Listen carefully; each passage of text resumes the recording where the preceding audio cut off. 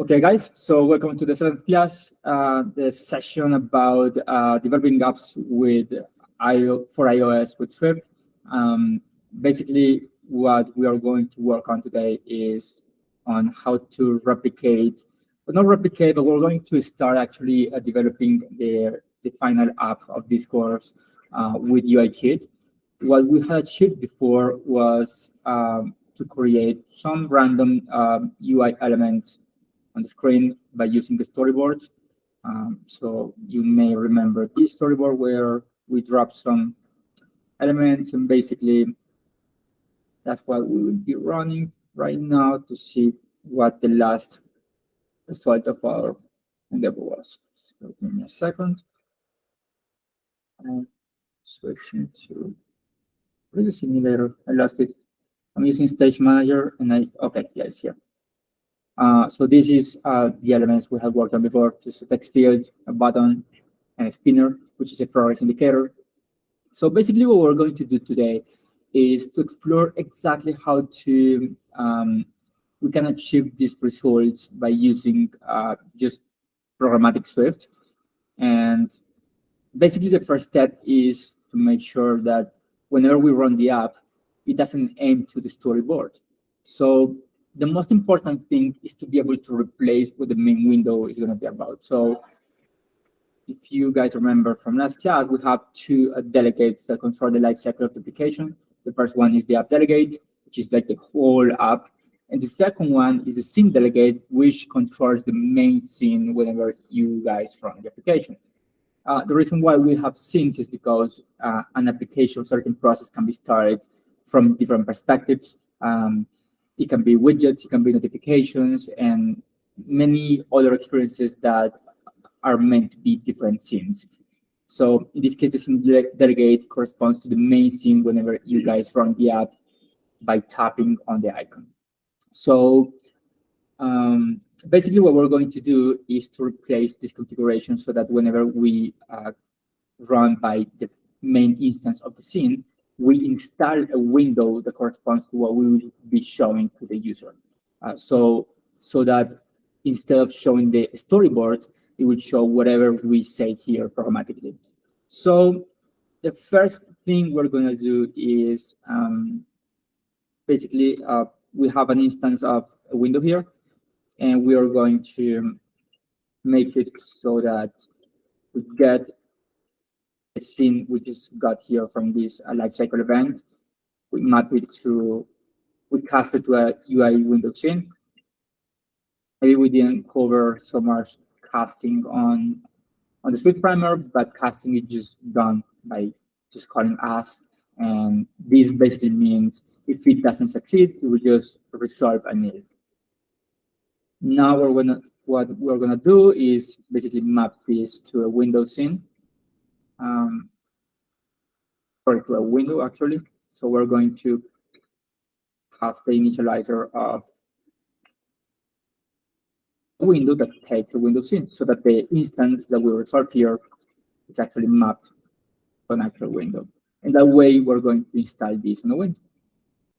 Basically, it's a little bit tricky. What we're doing here is just a mapping. You may be familiar with that concept already.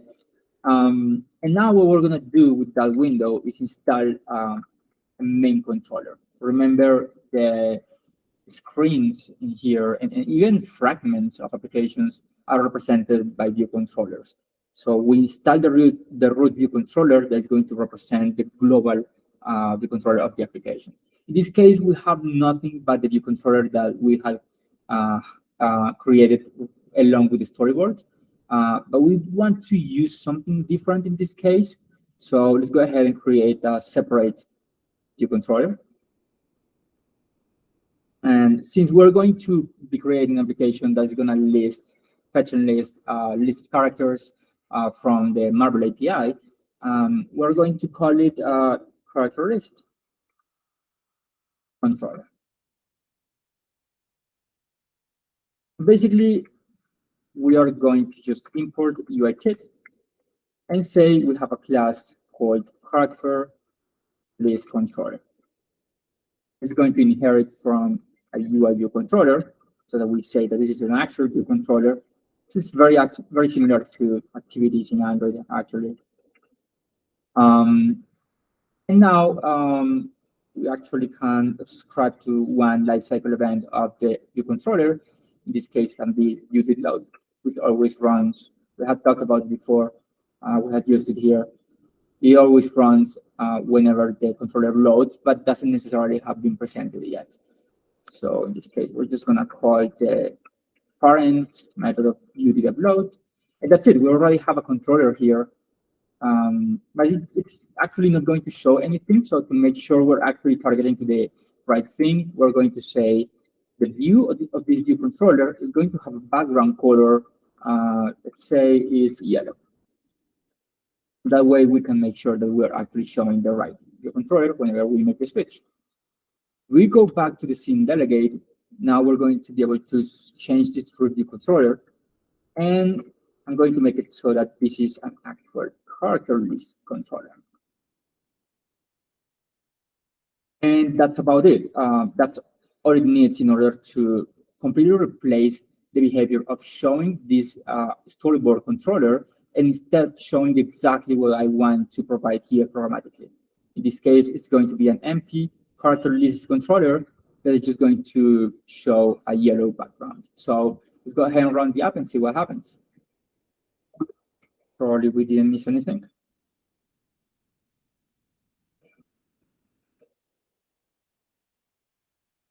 And we may have missed something actually. Okay, yeah, actually the reason why this is not showing is because it doesn't have bounds to understand what the size of this controller is.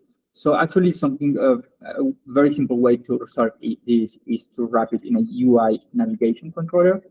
UI navigation controllers always provide this behavior of showing the navigation bar and taking the whole extent of the screen.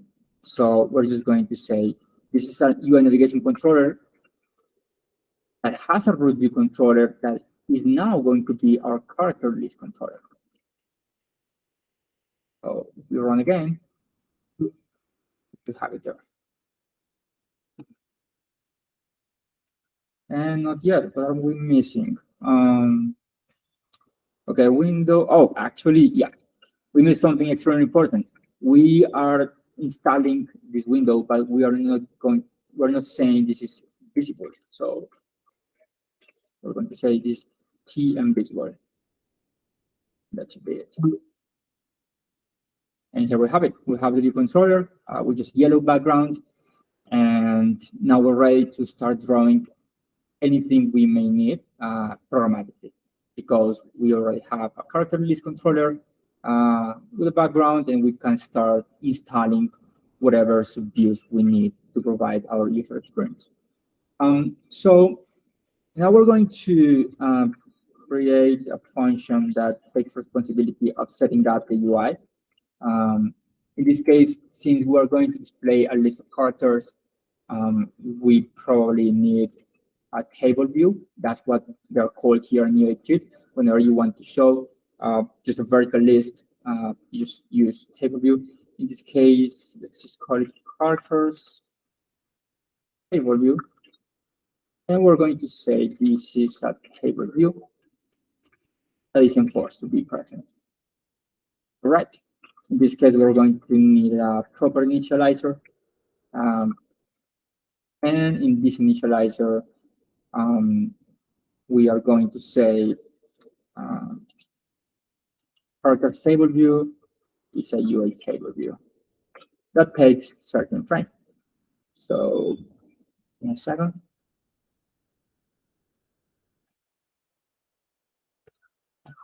All right, this is also going to need a list of characters. So we're going to probably need something here that is going to be presented on the table view. In this case, let's make it any because we haven't created a structure yet. And we already have the relationship between those. This is the data, and this is the table view. And when initializing this, actually, we missed to pass the frame here. Let's pass 0 for now, so it doesn't have a size. Because we're going to start providing something called constraints. So constraints are basically a concept that comes from a technology created by Apple many years ago called auto layout. And auto layout basically takes a set of rules, and based on those rules, it resolves exactly the position and the size an element should have a certain moment in time within the UI. So in this case, we are saying the frame is going to be 0 because we don't care about setting parametrically the frame. What we care about is providing a set of rules by using constraints so that it resolves automatically at this frame. Actually, in this case, I'm using init, but I should be using just the view deploy here. So it starts a table view. And in this setup is where we're going to call it here and say we need to install subviews. So the first thing to do here is say, okay, we're going to say view is going to add a subview, and this subview is going to be this UI table view. Why UI table view? Because it inherits from UI view, hence I can pass it here. I'm very sure you guys are very familiar with this. So that's about it. I already added it, but the problem is we still have a frame 0. We haven't provided the set of rules that we need to provide in order for this to understand what the frame should be like. And remember, frame is actually a combination of an origin, which is the point where it's going to be drawn, and the size, which is the actual bounds, and when it comes to height and width of the actual element. So we're going to say here, before actually calling it, so that it resolves the frame before adding it, we're going to say ns layout constraint. This is basically where the API is provided for creating constraints for auto layout. And we say we're going to activate a set of constraints. So we pass here an array. And we are going to say, okay, we have a character table view, and we have a top anchor. And we want to create a constraint for this top anchor that's going to be equal to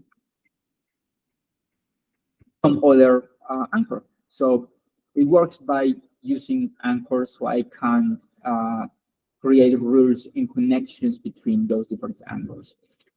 In this case, we're saying the character table view top anchor is going to be the same as the top anchor of the screen, or the parent view. In this case, it's just view. Because view basically will reference the view of this current view controller. Okay, this is the first one, but then we haven't set up the one for the bottom and for the leading anchor and the trailer anchor. So we're just going to replicate that.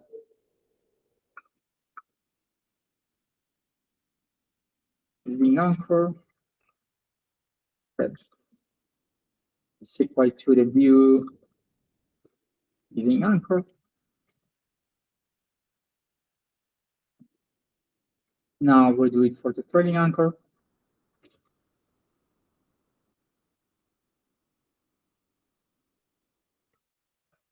And finally, we do it for the bottom anchor.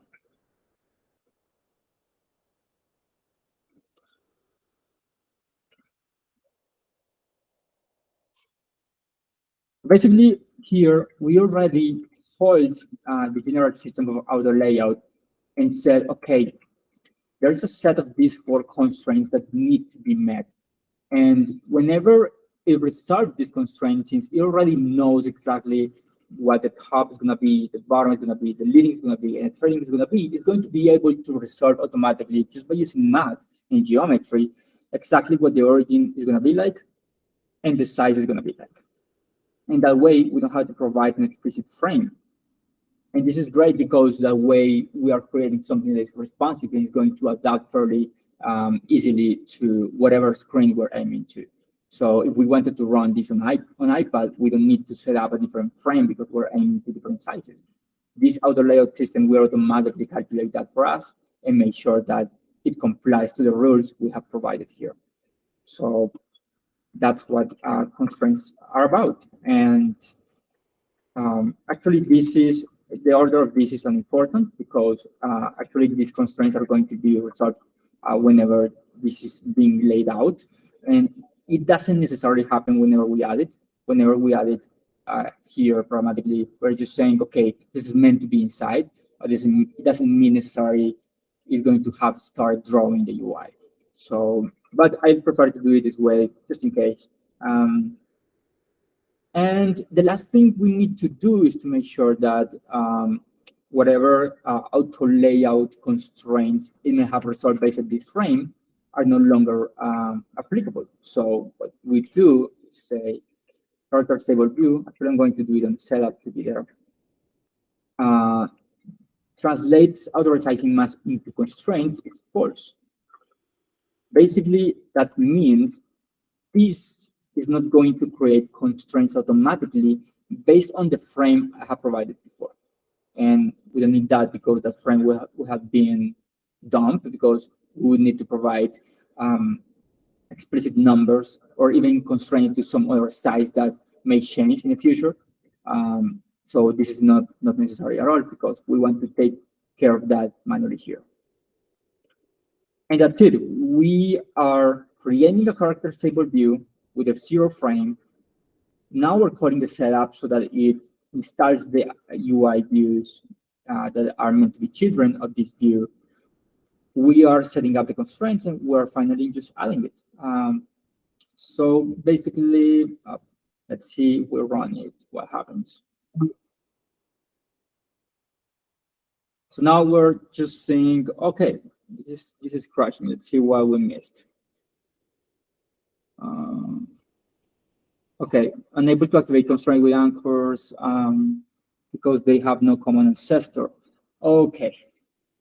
Yeah, and actually, this is where I retract from what I just said. Yeah, the reason why this is breaking here is because they need to be connected to each other when it comes to hierarchy. So the order of the drawing isn't important, but the order of the connection between them is important because they will try to activate these constraints automatically. And if they don't find a common ancestor, in this case, they will because they have a connection here. Basically, it will just break application. So let's run it again. And now it's not throwing any crash.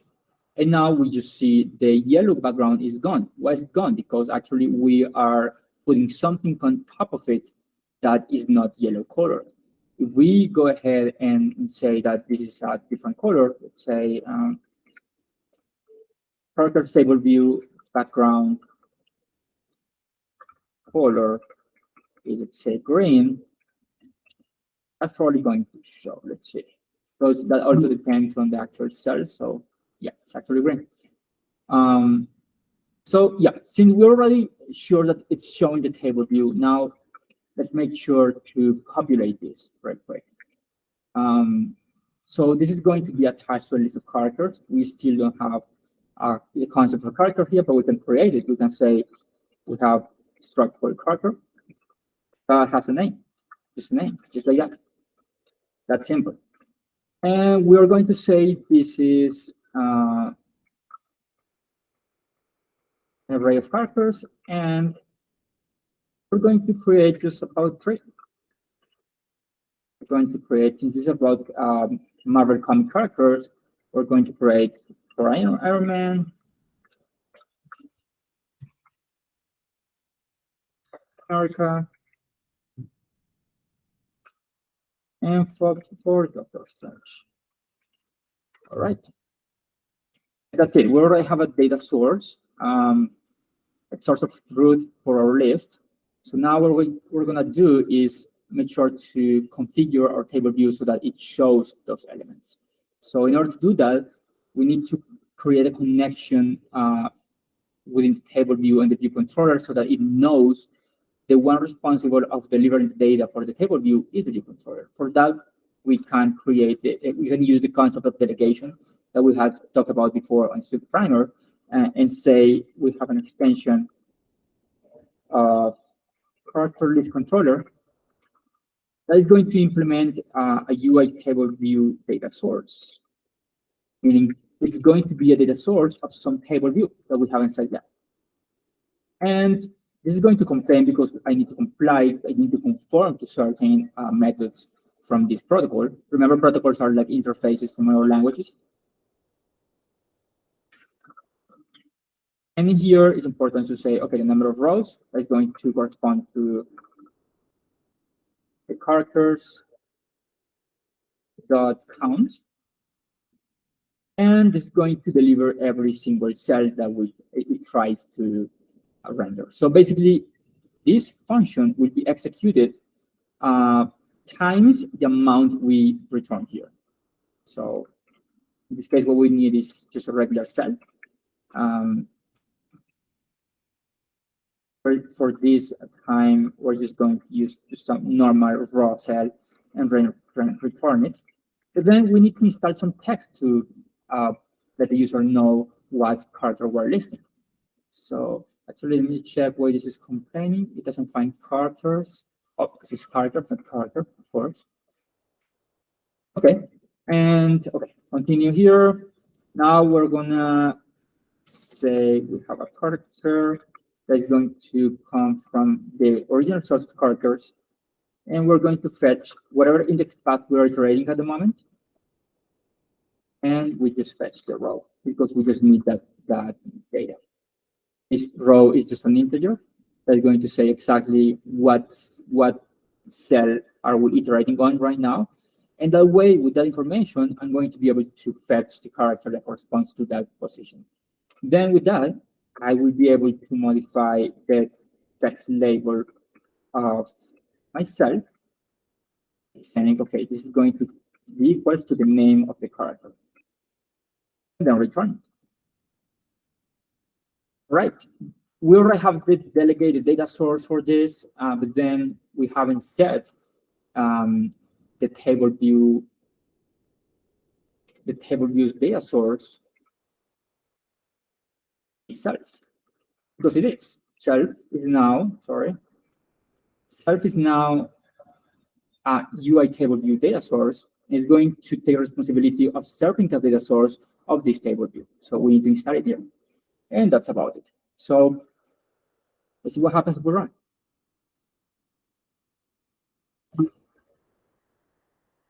That's it. We already have a list here of the just 3 characters that we have already hard-coded.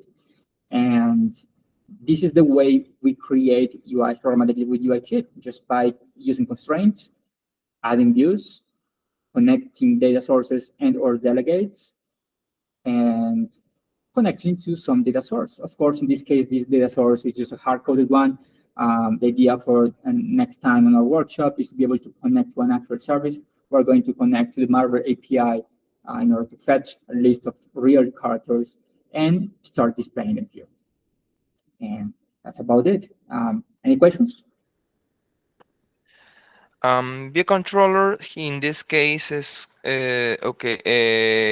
A view controller. This means that iOS is using more like model view controller architecture.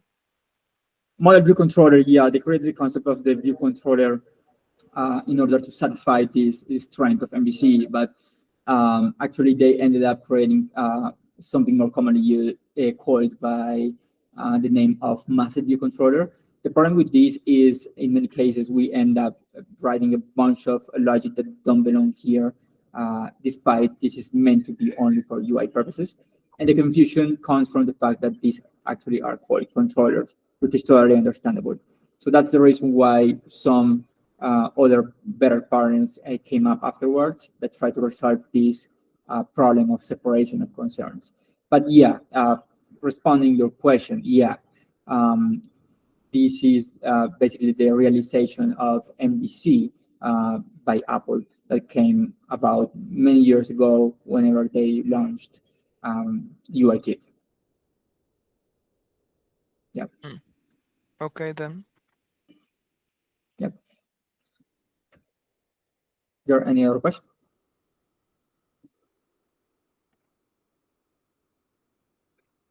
No. No, I don't think so. Okay, guys, so that was all. I'm going to stop recording and see you then.